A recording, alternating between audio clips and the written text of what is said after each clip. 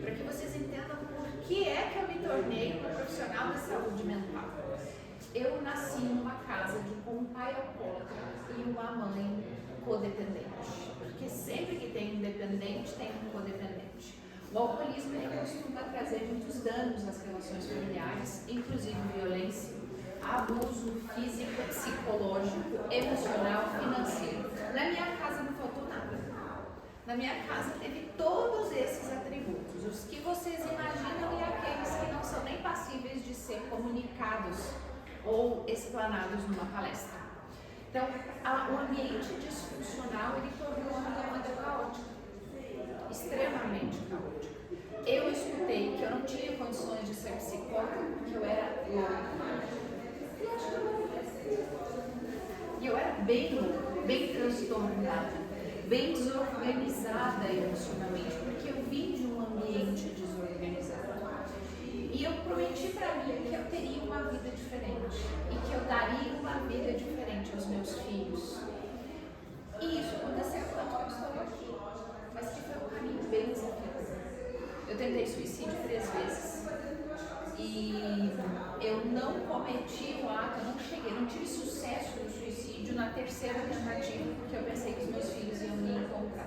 Nas outras 2 eu não pensei em nada. Eu tomei medicamento, tive uma overdose de medicamento, dormi e acordei, tá? Não vomitei, não tive nada. E a 3ª eu peguei a corda, arrumei o ambiente, preparei todo o cenário, subi no banquinho, enrolei a corda e pensei, meus 2 filhos estão lá na sala. E o meu marido não tem dia para voltar. Como eles vão ficar? E foi pensando nos meus filhos que eu estou aqui para poder contar essa história para vocês. E foi o momento que eu falei com minha mãe, eu falei, mãe, tem algo acontecendo comigo, eu quero me separar, eu vou embora, eu não quero mais viver essa vida, eu morava em Goiás. E a minha mãe disse, procura uma psicóloga. E foi o que eu entendi que era psicologia. Então, eu acredito que antes de ser uma profissional que estudou sobre comportamento humano, sobre as nossas emoções, sobre o quanto a nossa história de vida impacta nas nossas emoções, sobre aquilo que nós vivemos, antes de ser esse profissional, existe uma pessoa humana aqui com vocês. E é neste lugar que eu quero falar. É de uma filha de 2 trabalhadores, semi-analfabetos, sem estudo, sem conhecimento, sem recurso financeiro e emocional. Uma mãe de 3 filhos que ficou viúva quando as crianças eram muito pequenas, então eu sou mãe solo há quase 20 anos. E eu precisei me reinventar e aprender a viver a vida desta maneira. E foi por conta disso que eu acredito que cheguei onde cheguei e colho os resultados que colho. Mas foi uma trajetória bem desafiadora, bem complexa, bem complicada. E as nossas emoções é igual à alfabetização. Nós vamos para a escola e nós recebemos uma cartilha A, B, C, D, E, o que forma com A, o que forma com B, o que forma com C, o que forma com D. Só que na cartilha das nossas emoções, a gente recebe, tu me presta por favor? A gente recebe, a gente recebe um caderninho que passa de geração a geração. Só que ele não é tão organizadinho como a cartilha da escola. Essa cartilha das emoções, do comportamento, das relações, ela é um pouco próxima. Porque a gente fala aí de 300, 400, 500 anos que as histórias vão passando de um vínculo para outro vínculo. Então, dos meus bisavós para os meus avós, dos avós para os meus pais para mim e eu para os meus filhos. A ciência comprova que nós carregamos comportamento em até 5 gerações. Ou seja, tem muito conteúdo para nós dar conta, para entender por que eu faço o que eu faço. Então, quando a gente fala de saúde mental, a gente precisa entender por que eu reajo da forma que eu reajo. Por que eu falo do jeito que eu falo? Por que eu me comporto do jeito que eu me comporto? Por que eu escolhi a profissão que eu escolhi? Por que eu estou no lugar que eu estou? O que é que vem junto nesse caderninho, nessa bagagem que a gente carrega embaixo do braço? Só que esse caderno é invisível, obrigada. Só que esse caderno é invisível. E lá está cheio de informação e cheio de lacunas. Que eu não sei de onde vem. Eu só reajo. Porque quando a gente fala de emoção, de saúde mental e emocional, tá? Por que eu faço? Por que eu grito? Por que eu fico estressado? Por que quando eu estou de TPM o meu comportamento muda? Por que tem amigas que têm TPM, tem mulheres que têm TPM e mulheres que não têm TPM? Por que umas ficam muito bravas e matam pessoas? Por que outras ficam pacatas? O que será que significa o feminino para mim? Não dá para mim começar a falar de saúde mental sem introduzir isso. Nós herdamos comportamento, nós herdamos emoções. Então a gente está lá sentado, bem pequenininho, observando os nossos pais, ou os nossos cuidadores, ou os nossos avós, os nossos tios. E aí nós vamos entendendo, é assim então? É assim que se responde, é assim que se comporta, é assim que reage, como a professora ensinava para nós na sala de aula a ler e escrever. E nós nunca questionamos, porque na faculdade, no ensino médio, na escola a gente questiona, né? Mas por quê que isso é isso? Só que no emocional, na saúde mental, a gente não questiona. A gente só reproduz. Quem aqui consegue fazer uma breve análise e identificar coisas que faz igual a mãe? Igual o pai? Igual a avó? Então vocês pensem que a gente olha e diz assim, eu faço esse bolo que é a receita da minha avó. Eu faço esse doce que é a receita da minha bisavó. Só que a gente está falando de algo concreto. Emocional e relacional não é concreto. Então, por que existe uma tendência muito grande de mulheres, e vou usar as mulheres porque é o meu carro-chefe, seja muito bem-vindo ter um homem aqui presente, mas por que muitas mulheres casam com parceiros muito parecidos com o pai? Não fisicamente, comportamental. Nós temos duas formas, ou a gente repete, idêntico, uma forma, ou a gente rejeita. Mas ainda na rejeição tem um pouco de repetição. Então, repetir o pai alcoólatra, o marido alcoólatra. O pai dependente químico, o marido dependente químico. O pai dependente químico, o marido compulsivo com comida, com cigarro. A compulsão se reproduz. Então, quando nós falamos de entender quem nós somos, porque antes de falar de saúde mental nas empresas,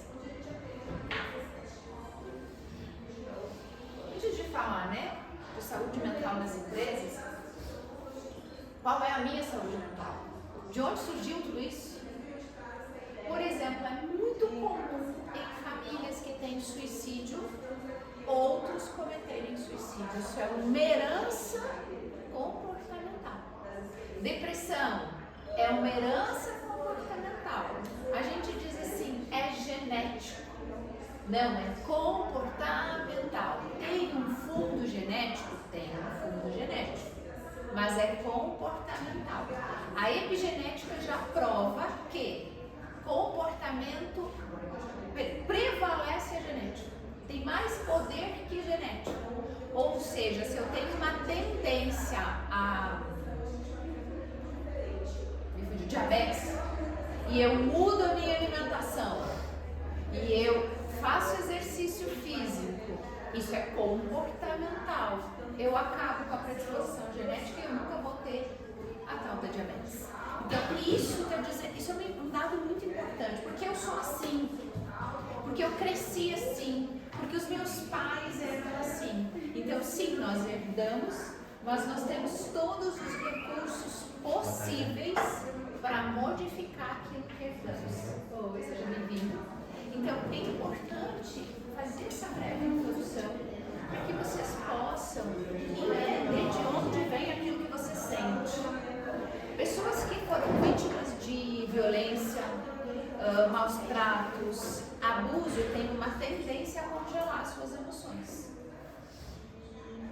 A fazer de conta que não sente, que não percebe, que não sabe, não consegue expressar, não consegue falar, não consegue cobrar. São os extremos. Ou ela congela ou ela fica agressiva.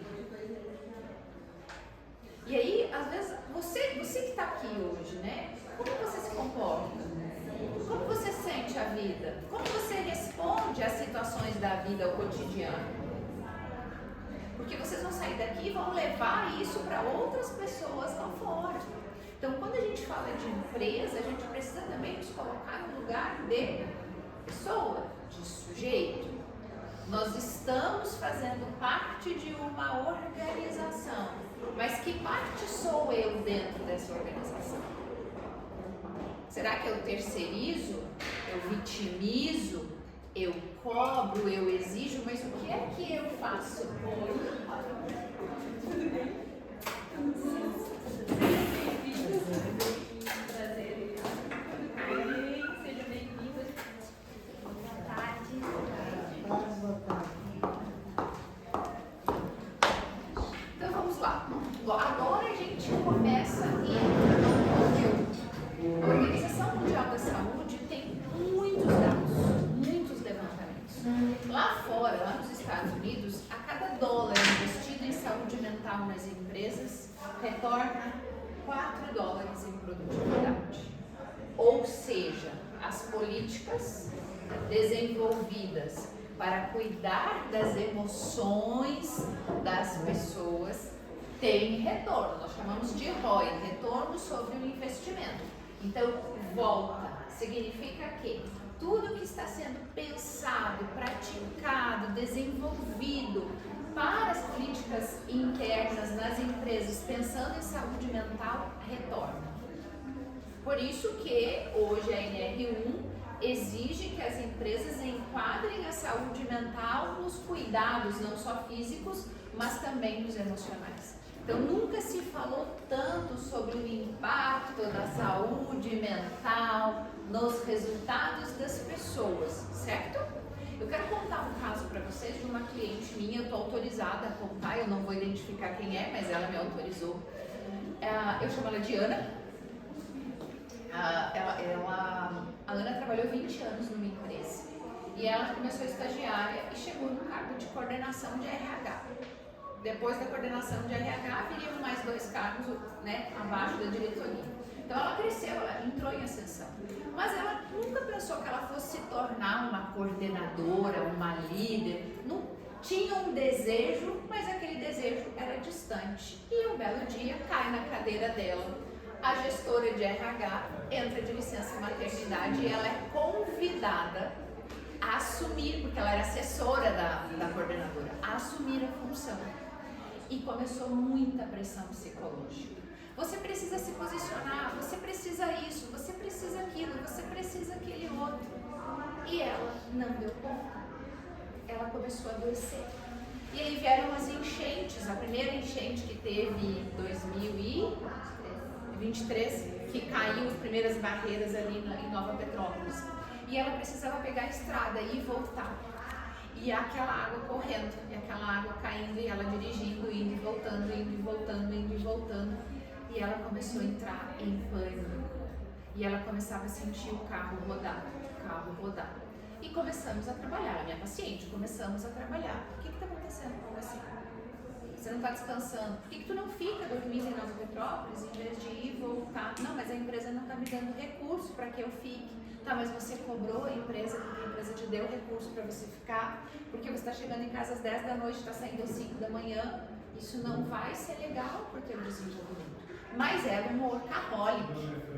Ela era aquela pessoa que entendia que ela só seria reconhecida se ela entregasse 101% das demandas da empresa.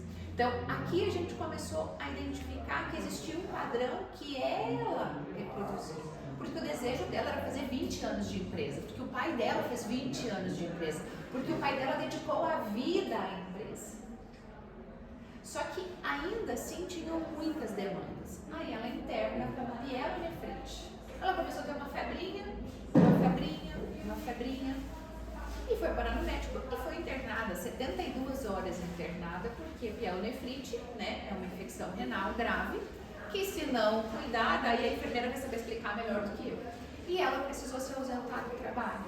E aí ali nós começamos a ter um grande assalto de entender que, opa, está acontecendo alguma coisa com a tua saúde mental.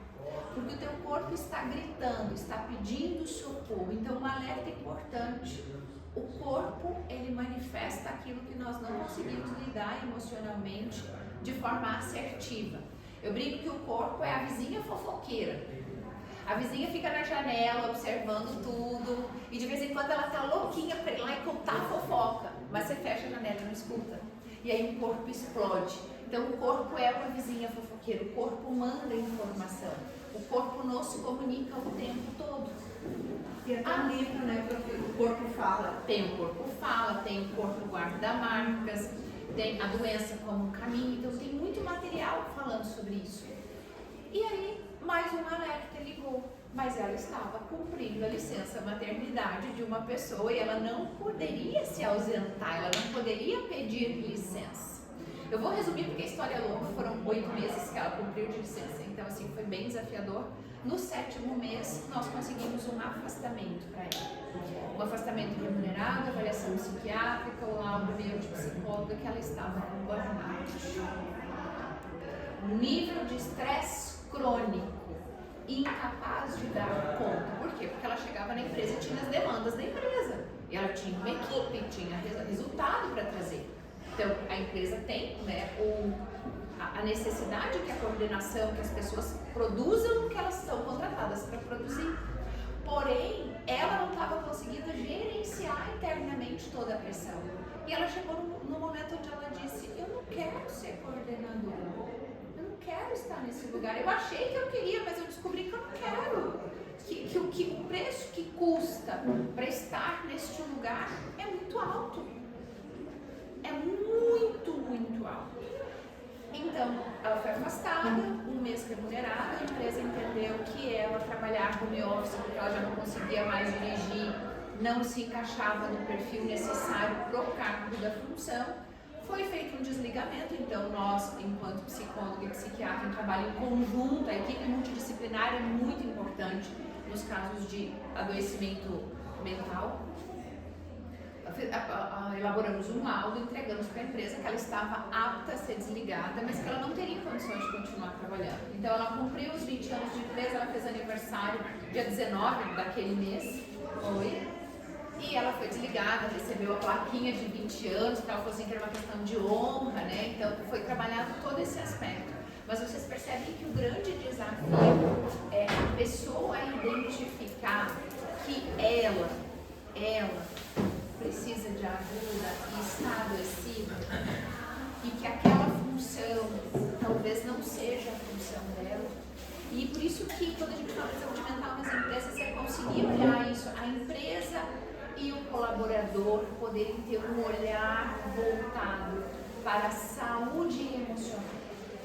A gente se preocupa muito com a integridade física, né? 10 dias sem acidente, 50 dias sem acidente, 300 dias sem acidente. Só que a saúde mental, a doença mental, ela é silenciosa. Ela é algo que não dá para fazer um exame de raio-x e falar assim, olha, lá no coração dela tá triste. Olha, o neurônio dela tá sem serotonina.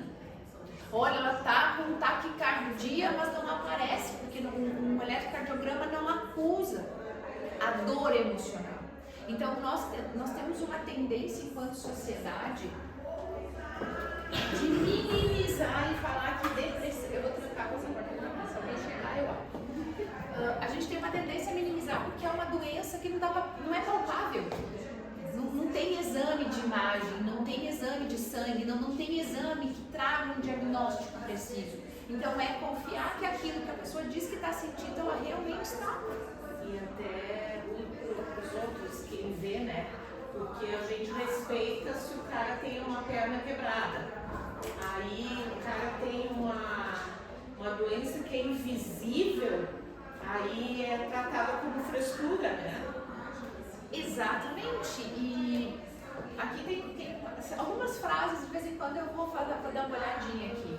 Não estamos falando de números, estamos falando de pessoas que poderiam estar produzindo, criando, vivendo, mas estão adoecendo dentro do trabalho. Então, é essa doença invisível que não dá para ver, a dor no pé, a dor no braço, a dor na mão, a dor de cabeça. Até a dor de cabeça dá para dizer que tem dor, porque a pessoa fica com aparência. Tudo que envolve o mental é invisível aos olhos. Então, a gente costuma dizer, tá de frescura. Nem é tudo isso. Vai trabalhar que passa. Se você dormir mais cedo, resolve, sim, resolve. Mas quando a pessoa está vivendo a doença mental, já começa. Então, muitas pessoas sobre estresse, sobre pressão, sobre cobrança crônica, deixam de viver as suas vidas, se tornam apáticas, emocionalmente deprimidas de verdade, deixam de sentir prazer. Prazer em viver, em levantar de manhã para trabalhar. Uma das analogias que nós usamos e chamamos é a síndrome da vinheta do Fantástico. Domingo de noite o coração aperta, a boca fica seca, a ansiedade vem. O que isso está falando sobre você e o lugar que você vai estar no outro dia? Então, a gente não pode culpar só a empresa pelo lugar que eu estou insatisfeito, infeliz, incomodado, sob pressão. A gente não pode falar só da empresa, mas você precisa se reconhecer. Então, eu aqui vou trazer um aspecto para que vocês, enquanto indivíduos, se responsabilizem pela saúde mental de vocês. A empresa precisa estar atenta? Precisa estar atenta. As políticas estão sendo desenvolvidas para que as empresas olhem para isso. Se você está deprimida, se você está faltando, se você está chegando atrasado, se você está sofrendo acidente com frequência, alguma coisa está falando de algo que é invisível. Então, a empresa está ali para te ajudar a monitorar aquilo que você não está conseguindo fazer sozinho. Seu trabalho do RH, seu trabalho da psicologia. Mas você precisa se responsabilizar por aquilo que é seu. Ninguém pode cuidar da minha saúde mental. Concorda? Faz sentido? Não dá para delegar, não dá para terceirizar. Não tem como eu esperar que o outro que eu não vejo, que eu não falo, que está sentado lá no escritório, faça um diagnóstico sobre o que eu sinto. Então, esse olhar, esse alerta, Setembro Amarelo, as campanhas que tem, tanto de Outubro Rosa, Setembro Amarelo, Agosto Lilás, eles estão aqui para conscientizar as pessoas a se responsabilizarem pelo seu próprio autocuidado. Autocuidado é uma responsabilidade minha. Eu preciso saber fazer. Eu preciso ligar o verde, o amarelo, o vermelho, igual um sinal de trânsito, para dizer assim, qual é o momento que eu estou, o estado que eu estou. Não conseguimos sair sozinho de um estado depressivo, tá? Olha, por um milagre divino, pessoas se recuperam de depressão, de burnout, de estresse crônico sozinhos. É quase que um milagre. Então não existe esse negócio, faça a sua parte para quem está adoecido. Eu posso falar isso para vocês que estão aqui saudáveis, com condições de faça a sua parte. Mas quem está adoecido, a sua parte não funciona. É muito complexo. Uma depressão profunda, a pessoa não consegue levantar da cama.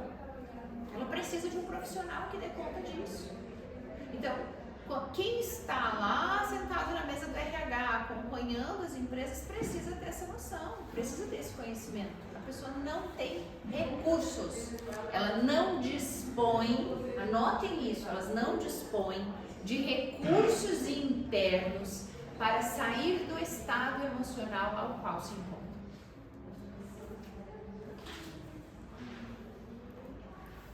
Elas não dispõem mais, elas chegaram num nível que não é mais gerenciável. Não tem como se autorregular emocionalmente sozinhos. Aí é onde entram as medicações, o antidepressivo, os grupos de apoio e tudo mais. Eu falei que esse era o meu grande medo do meu computador, que ele ficasse em pausa sempre. O que é burnout? É uma síndrome do esgotamento profissional.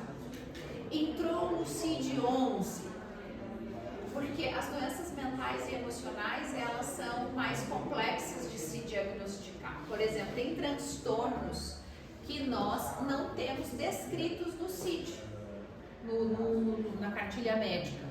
Mas nós entendemos, enquanto profissionais, que a somatória de muitos sintomas definem um transtorno, por exemplo.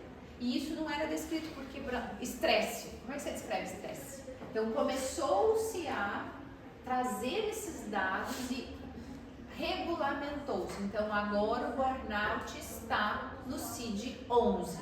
A Organização Mundial da Saúde reconhece burnout como uma doença mental. Isso é um grande avanço para a medicina e para a psicologia, inclusive para a INSS, para dados de recurso e afastamento do trabalho. Então isso é muito importante que vocês tenham informação. O que caracteriza? Lembra que eu contei para vocês a historinha da minha cliente? Começou a ver o carro rodar, o carro está dirigindo. De repente a sensação que o carro está rodando, mas ela está andando. Aí um belo momento ela tem que parar o carro na rodovia, uma rodovia de autoestrada, que não tem acostamento porque ela não consegue mais dirigir. Aí ela atravessa a rodovia, para numa feirinha, nessas banquinhas de estrada, pede socorro e ela está tremendo, com sudorese excessiva de mãos. Suava o pescoço no inverno, a roupa suou. E aí a pessoa da barraquinha lá da beira da estrada pega o carro dela, tira o carro dela, coloca na beira da empresa dele e alguém sai de Caxias e vai buscá-la, porque ela não tem mais condição de dirigir. Ela até hoje, 1 ano e alguns meses que ela foi desligada da empresa, ela não consegue dirigir. Tamanho impacto do burnout na vida dela. Então, quando a gente consegue compreender que burnout é uma doença e que essa doença é grave, é séria, que pode causar danos irreparáveis.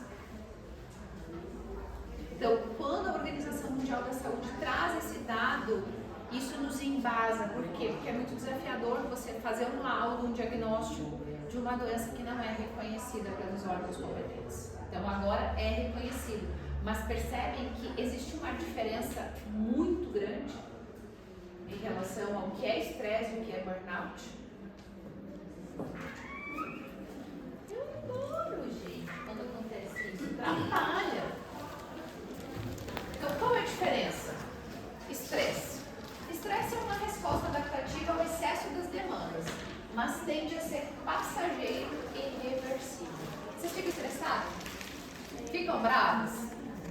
Tem vontade, às vezes, sim, só não faz, né? Porque senão vai preso perto do réu primário. Mas no outro dia acorda e tipo, ai, tá bom, foi. Agora você imagina isso dia após dia. Não dorme de noite. Se dorme, a medicação faz efeito até determinado período, estado de alerta, hipervigilância. Esse é o burnout. Então, o estresse é aquela raivinha que a gente sente, que dá para suportar. Só que se todo dia essa raivinha, esse incômodo, esse desconforto bate na tua porta, é um sinal de alerta. Sinal amarelo. Precisa de atenção. Precisa observar. Precisa ficar atento. Sabe aquele colega que chega no trabalho e ele está sempre com o mesmo comportamento, cabisbaixo, apático? Se for homem, não faz a barba. Se for mulher, você começa a perceber que ela já não está mais tão cuidadosa. Ela pode estar passando por um burnout, por um estresse crônico associado à depressão. Então, é perceptível aos olhos. Ela já não é mais tão produtiva, ela já não entrega mais, ela já não cumprimenta, a cor da roupa muda. A pessoa que está adoecida mentalmente, ela não usa cores, raramente ela usa batom, não arruma tantos cabelos, para de fazer as unhas. Tem muitos comportamentos que são fáceis de identificar o que acomete uma pessoa que está adoecida mentalmente.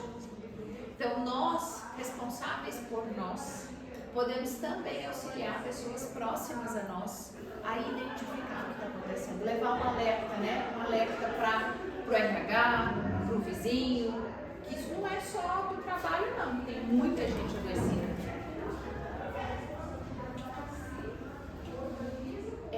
Em algumas...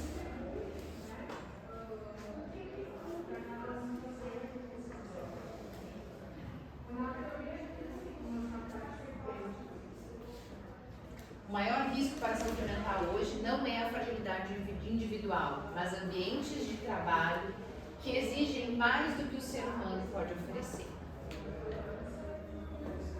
Quem aqui precisa cumprir meta? Quem tem meta? Meta? Se a meta ela é plausível, coerente, beleza. Quando a meta foge da realidade, da capacidade individual de produzir, o que acontece? O coração acelera, começa sentimento de incapacidade, não vou dar conta. Como é que eu vou resolver isso? Então, eu trabalho com as empresas, tá? Eu trabalho muito com empresas. Hoje menos, mas já trabalhei muito. Não dá para exigir da pessoa aquilo que nem você, enquanto gestor, consegue fazer. Não existe o sobre-humano, o super-homem,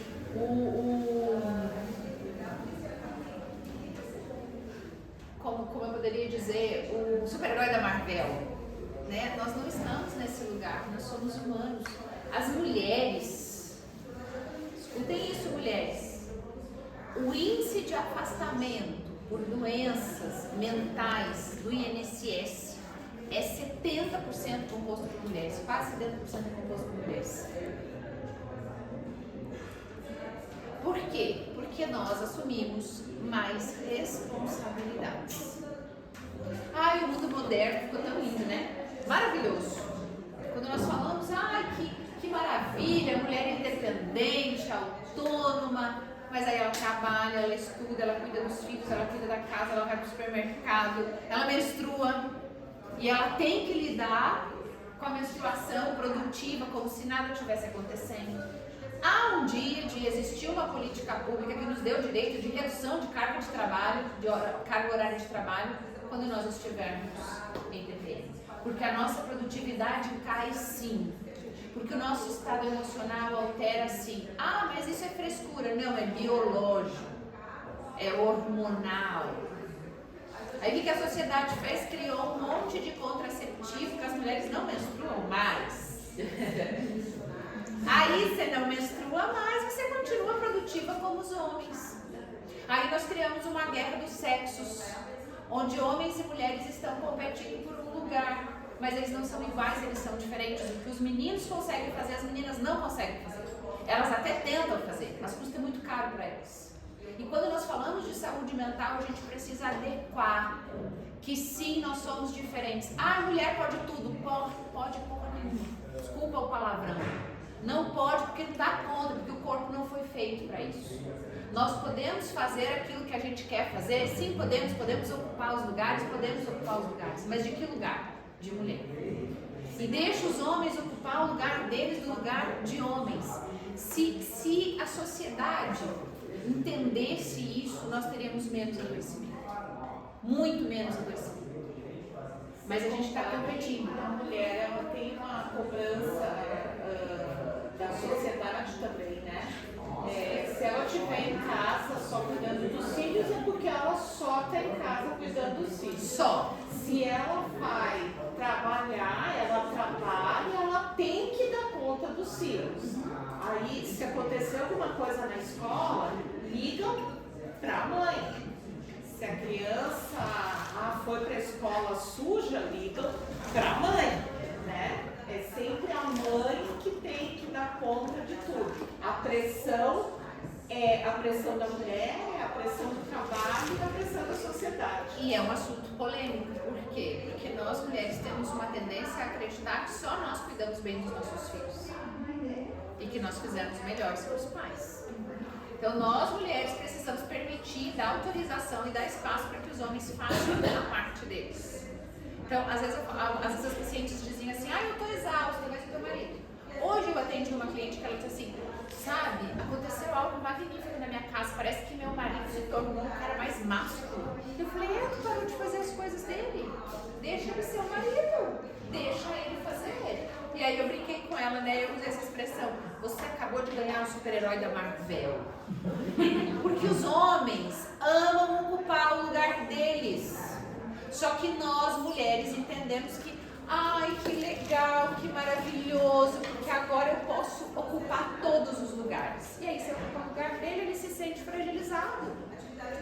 E aí começa a brigar dentro de casa, brigar na rua, brigar na empresa. Tem lugar para todo mundo, gente, mas cada um no seu lugar. Mas é que daí, tá entendendo o que a gente está falando? Que para que o homem se acomode, a mulher precisa fazer a função dele. Por que a sociedade se atrapalhou? Se atrapalhou. Porque a mulher foi trabalhar lá, fazer erguer peso. E o homem está lá na cozinha. Nada contra, gente. Assim, ó, eu vou deixar bem claro para não dizer, a Ed falou que o lugar da mulher é na cozinha. Não, é que é mais leve o trabalho. É que na cozinha é mais leve para nós. O nosso corpo, biologicamente, o nosso corpo não tem estrutura para carregar aquela mesa ali com a máquina de costura. Aquilo ali, o músculo do homem, o osso do homem, a estrutura do homem foi feito para que ele carregasse o elefante, o mamute, para que ele matasse a onça e levasse nas costas. As mulheres foram feitas para quê? Para gestar os bebês, cuidar dos bebês e fazer tarefas leves. Então, não tem problema nós ocupar os lugares dos homens e os homens ocupar o lugar das mulheres, só que isso gera dor, conflito, confusão de papéis. Então, os princesos, que agora é o nome que estão dando para os homens, né? Porque eles estão mais delicados. Culpa nossa. Tchau. Vocês vão brigar comigo, mas a culpa é nossa que os homens estão mais frágeis.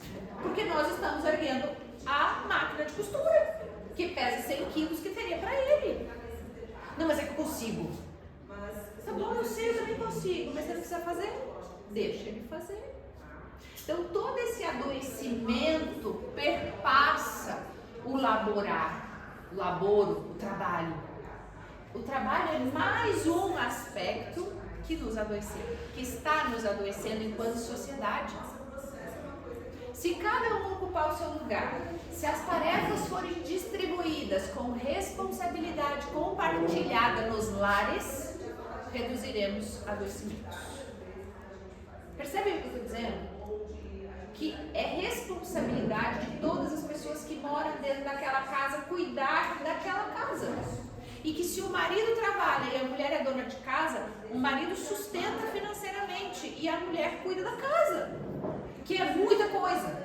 E quando o marido chega em casa, ele não senta no sofá, ele contribui com as tarefas da casa. Não é que ele vai fazer as tarefas da casa, mas ele contribui, porque ele também usa roupa, porque ele também come, porque ele também suja prato. É sobre isso, responsabilidade compartilhada. Então, a sobrecarga emocional da mulher, que comprova com os afastamentos do INSS, vem por conta do terceiro turno, da sobrecarga de trabalho. E o que a gente tem que fazer com a sobrecarga de trabalho? Me presta, por favor. Vai com a sobrecarga de trabalho, né? Aí a gente vai com a sobrecarga de trabalho, terceira função, estuda, e aí tem que ir pra academia, tem que cuidar dos filhos. A gente tem que fazer isso aqui, ó. Devolve a sobrecarga de trabalho e diz assim: ô fulano, eu preciso que você assuma a sua responsabilidade. Aí a nossa sobrecarga diminui. Aí os afastamentos por grupo de mulheres também diminuem. Só que nós não fomos educados para isso. Para dizer assim: ô marido, eu sei que a sua mamãe não ensinou você a lavar louça, porque isso era trabalho de mulher. Mas aqui na nossa casa, você suja prato. Então aqui na nossa casa, eu preciso que você faça a sua parte, porque senão eu não dou conta.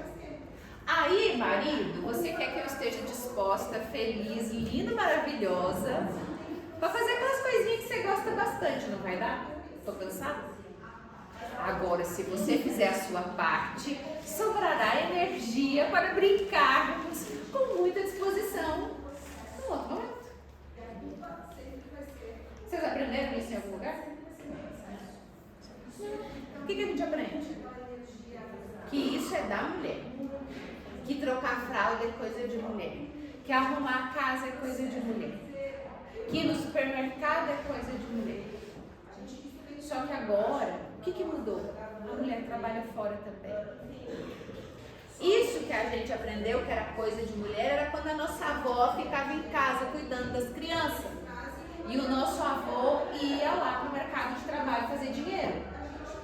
O mundo mudou e as coisas continuam como na época dos nossos bisavós e avós.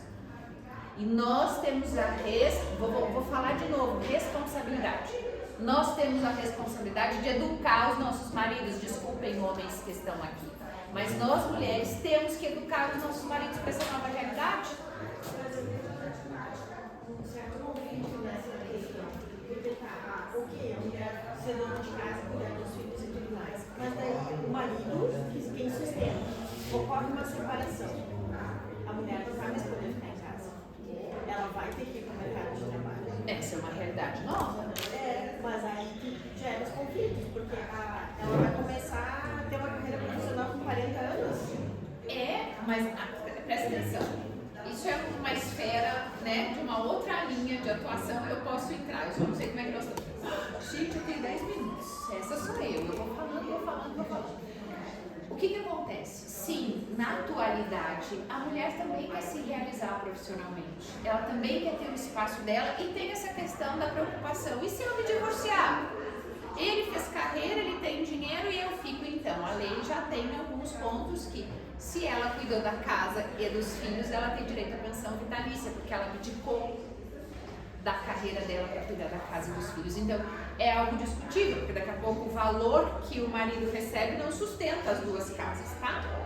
Mas o que eu estou dizendo aqui? Que nós precisamos nos colocar de forma diferente para poder ir para o mercado de trabalho, para poder se realizar, para poder ser feliz, para poder falar assim, eu sou realizada profissionalmente porque dentro da minha casa as tarefas são distribuídas e eu não estou sobrecarregada.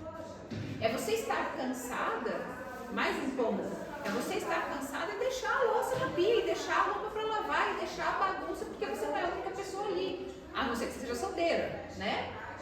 Mas a gente conseguir, enquanto mulher, também fazer escolha para o nosso bem-estar e para o nosso cuidado.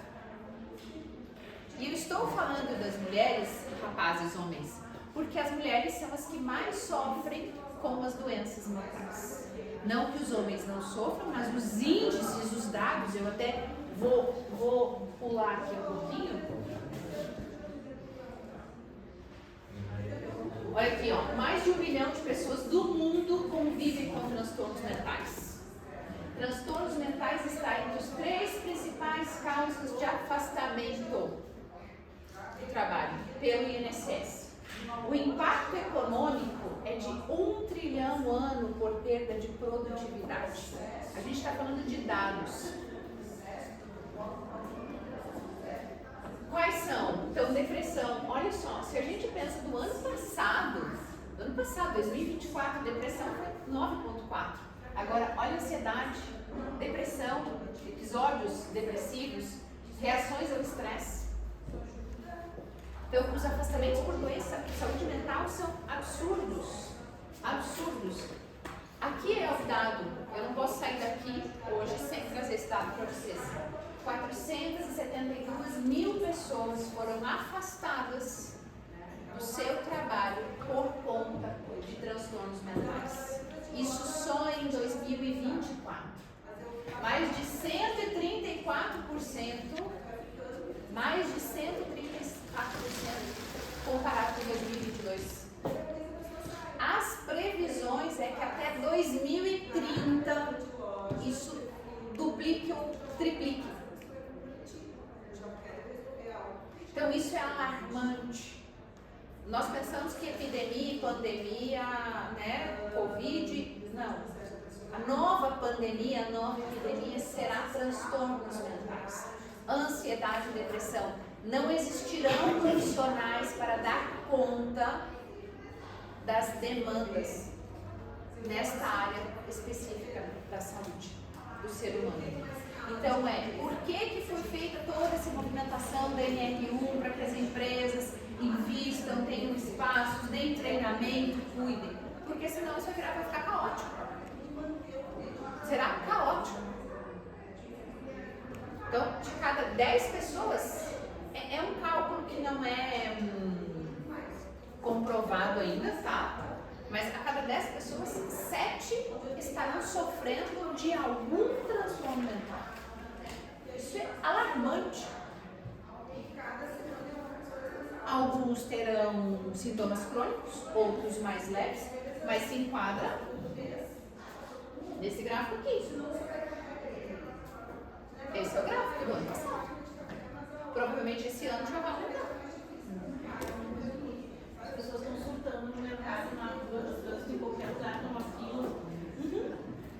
E a gente precisa considerar isso. Então, quando a gente olha, né? Estresse 28, ansiedade 26, episódios depressivos 21 e depressão recorrente, aquela pessoa que tem, né, a doença, adoecida de depressão. Isso é extremamente alarmante, preocupante. E aí é o que eu trouxe para vocês no início da fala. Nós precisamos nos responsabilizar pela nossa saúde mental. Não dá para terceirizar para a empresa, não dá para terceirizar para o familiar. Nós precisamos cuidar da nossa saúde mental. Se o trabalho adoece, quando a gente fala de empresa, que esse foi o foco, né? Eu já transitei em vários lugares, todo mundo perde. Todo mundo perde. Se você está trabalhando excessivamente, fazendo hora extra excessivamente, você vai perder lá na frente. É uma pergunta que eu quero deixar aqui para vocês hoje quanto custa na minha vida esse comportamento? E vocês podem fazer essa pergunta para tudo na vida. Quanto custa? Que não é em dinheiro, mas que pode também ser numerado. Quanto custa? O excesso de trabalho, o excesso de entrega, o excesso de fazer. Você sabe, todo o excesso que nós entregamos para o outro está falando de uma necessidade nossa. De quê? De validação, de reconhecimento, de ser aceito, de ser amado. Por que você está fazendo em excesso? Quanto custa esse excesso? Levem essa pergunta para a vida de vocês. O que a gente precisa fazer então para prevenir? Que eu falei para vocês o quê? Se responsabilize pelo seu autocuidado, pela sua saúde. Ter uma rotina equilibrada, vínculos, os nossos relacionamentos são imprescindíveis para a gente se manter em harmonia. Eu não sei se equilíbrio é a melhor palavra, mas em harmonia com as nossas relações, com o nosso trabalho, com as nossas finanças, com o nosso corpo físico, com o nosso emocional, com o nosso mental.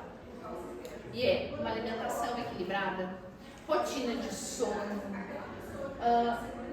atividade física imprescindível, extremamente necessário. Que vocês troquem elevadores por escada, que quando vocês puderem ir no supermercado, se não for para carregar muita coisa, façam a pé, desçam na parada de ônibus ou como Uber mais distante do caminho.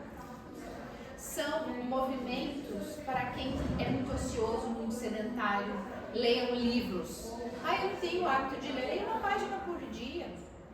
Abra, expanda a sua mente. Ao invés de escutar, sei lá, músicas comuns, escute um podcast.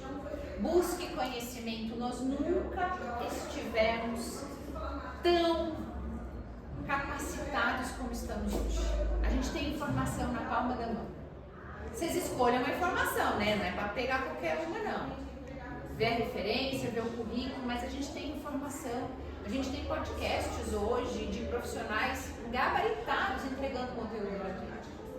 Mas você precisa se dispor a consumir. Essa é a tua parte.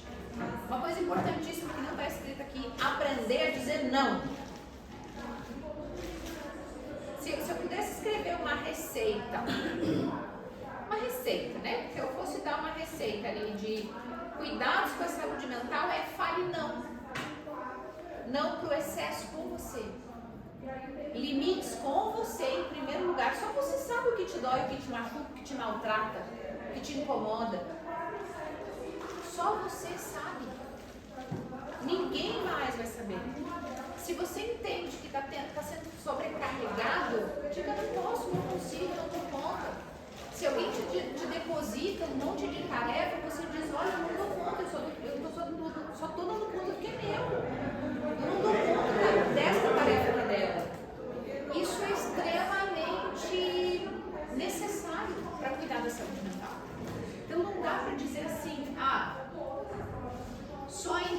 é responsável. Não, você precisa ser responsável também. Cuidados individuais, já falei, que eu falei pra vocês lá no início. Ai, gente, dormir. Quem é que dorme de 7 a 8 horas por noite? Com medicamento ou sem medicamento? Com medicamento? Que horas vocês soltam o celular na hora de dormir? 1 hora antes? Ou dorme com o celular, assim, acorda, o celular tá na 15? Higiene de sono. 15 segundos, eu não sei. Desligar os aparelhos eletrônicos, evitar a televisão, jantar mais cedo, substituir o celular por uma leitura. Mas é tão simples, né? Só que dá um resultado imenso no outro dia. Você acorda mais disposta. O teu sono é um sono mais profundo, um sono reparador. Tomar água, eu vi uma ou outra pessoa com garrafinha de água aqui. Tomem água. As nossas células precisam de água, elas desidratam ao longo do dia. São ações simples que podem mudar toda a nossa saúde. Não dá pra gente dizer assim, eu tenho saúde mental, eu tô com sobrepeso, eu tenho saúde mental, eu tô com pressão alta, eu tenho saúde mental, eu tô com diabetes. Nós somos um sistema que precisa funcionar. É igual um carro sem combustível. Ele não vai andar. A nossa vida precisa funcionar redondinha. Perfeita? Não. Funcionar redondinha. Tomar água, comer comidas leves, dormir mais cedo, jantar mais cedo. Isso faz toda a diferença. Praticar atividade física 3 vezes por semana. Caminhada 20 minutos por dia. Substitua o ônibus pelo pezinho. Quando tá chovendo é muito frio, tá perdoado. Que nem eu vou. Alguns cuidados que as empresas precisam ter. Campanhas internas, treinamento de líderes e protocolos, revisar as metas em prazos que sejam realistas, praticáveis, aplicáveis. Programas de apoio psicológico, então agora a NRU vem meio que obriga as empresas a ter isso dentro, né? Flexibilidade e cultura de reconhecimento. Sim, nós temos necessidade de reconhecimento, mas que não seja um reconhecimento por excesso de trabalho, por sobrecarga. Que seja um reconhecimento pelo resultado que você entrega saudável. É extremamente prejudicial economicamente para a empresa cada vez que um profissional precisa ser afastado. Absenteísmo, rotatividade é extremamente prejudicial para a empresa. Todo mundo perde, porque o funcionário também perde quando ele é afastado. Todo mundo perde. Todo mundo perde. Como aplicar nas empresas, para quem é do RH? Políticas de prevenção. Não pareceu de novo? Fiz a mesma coisa? Não. Programas de apoio e bem-estar. Ter indicadores para levantar isso. Premiar isso. Tipo assim, eu já escutei pessoas falarem, mas a gente vai ter que premiar porque a pessoa cumpre prazo, porque ela chega no horário. Não, premia ela por performance, por resultado, mas resultado que seja possível de medir, que seja realista, congruente e coerente. Não adianta ter um programa de cultura, missão, visão, valores e cultura da empresa e fazer totalmente o contrário. Funciona. Eu já cheguei em empresa que aquilo que estava escrito e aquilo que era praticado era completamente diferente. Como é que nós, consultores, para quem tem ideia ou trabalha dentro da RH, consegue promover mudanças com certeza, mostrando de baixo para cima. O que acontece é que os consultores, eles chegam e eles querem mudar a cultura na liderança. Não, tem que mudar lá embaixo. A gente precisa mostrar que as pessoas conseguem entregar trabalhando no prazo previsto, sem a necessidade de excesso e sobrecarga de trabalho. Nós vamos ter uma produção XYZ, nós vamos precisar que todo mundo faça hora extra. Organizado, combinado, todo mundo programa os seus filhos, programa sua casa, reduz o índice de doenças. Só que falta algo que, na minha visão, essa é a minha visão, comunicação. Eu falei que o não liberta, né? O não é uma fala. Mas a comunicação é imprescindível. Porque até para falar não precisa ter a arte de se comunicar. Não que vocês possam comunicar. Cheguem na empresa e levem o que fez sentido para vocês hoje, para quem está na empresa. Qual? Esse?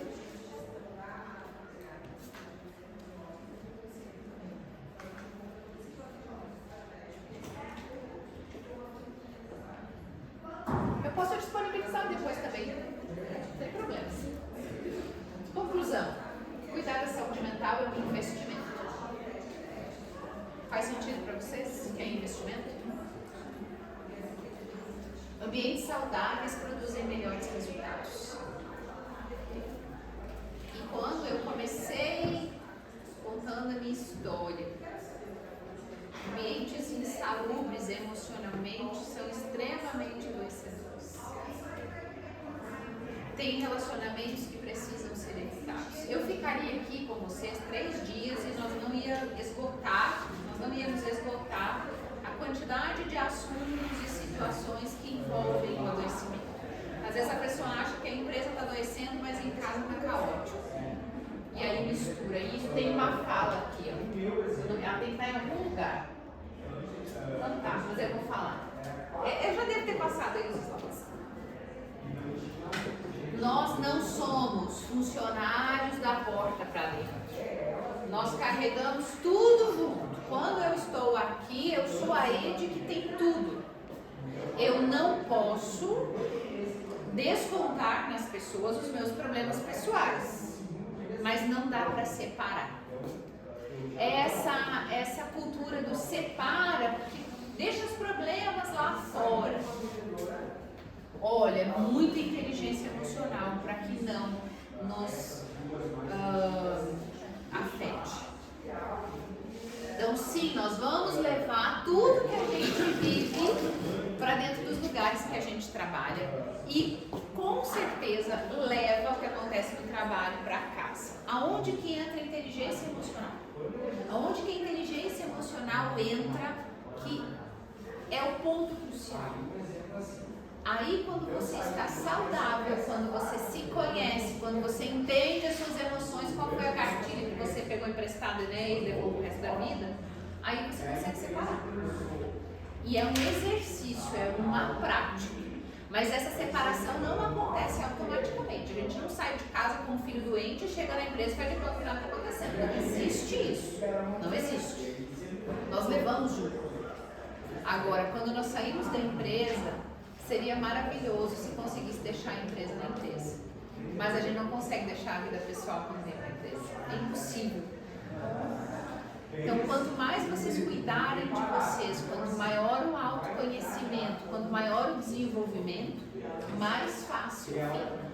Eu, enquanto psicóloga, preciso aprender, e nós somos treinadas na faculdade a não trazer os nossos problemas pessoais para dentro do consultório. Porque senão vira uma salada mista, a gente fala paciente e fala psicólogo. Mas isso não significa que os meus problemas não batam de frente, por vezes, com o problema de um paciente. E quanto maior o autoconhecimento, mais fácil essa separação. Então é importantíssimo que vocês tenham isso também em mente. Se tiver com muito problema, chamem o RH. Peçam ajuda e ensinem as pessoas próximas de vocês também a pedir ajuda. Isso é extremamente necessário. Cuidar da saúde mental é transformar estatísticas em histórias de vida preservadas. Nós falamos de números, né? Cuidar da saúde mental é transformar estatísticas em histórias de vida preservadas. A gente não tem dados sobre suicídios, tá? Porque eu acho que eu posso dizer que é uma proibição para que não se propague o alarme e não se assustem a sociedade. Mas essas doenças de afastamento de INSS tendem a levar as pessoas ao suicídio ou à tentativa de, a ter ideação de. Então, as doenças mentais, elas precisam ser tratadas com a sua devida importância, sim. Por esse motivo, uma aula sobre o assunto, e em 1 hora, gente, não dá para falar tudo o que cabe e comporta aqui. Então, vocês viram que alguns slides eu até pulei para conseguir dar conta. Poderia ter uma continuação. Então, vocês peçam a eles que eu volto para aprofundar os assuntos. Algo que também é importante mencionar é que quando se monta uma aula dessa, né, aí nós sabemos o público que vem. Então, acho que isso também é um dado importante. Eu tentei fazer um apanhado geral de tudo, mas se a gente sabe de onde vem, né, o público fica muito mais fácil para dar aula também. Então, a gente pode aprofundar. Eu estou à disposição para fazer a aula 2, a 3, a 4, a 5, a 8, a 15, porque não vai acabar nunca. É um assunto que quem se propõe a estudar vai entender que são muitas camadas. E essas camadas às vezes são infinitas. Tanto que são muitos anos de faculdade e uma vida inteira estudando e eu ainda não sei quase nada. Então, muito obrigada. Espero ter contribuído, espero ter trazido algumas informações relevantes para vocês. Aqui, eu já nem sei o que tem nesse QR Code, mas se não tiver o que deve ter, me achem no Instagram, eu sou a Ed Jordânia Camícia, me sigam lá. Eu falo bastante sobre relacionamento, mulheres, situações de violência, me tornei especialista em mulheres vítimas de violência, eu contei no início da aula. Então, tenho feito um trabalho bem interessante, que eu considero significativo e importante para a sociedade, tratando de mulheres vítimas de violência e o adoecimento que isso provoca. Então, fico muito lisonjeada, muito obrigada, tenham um ótimo dia. Contem comigo.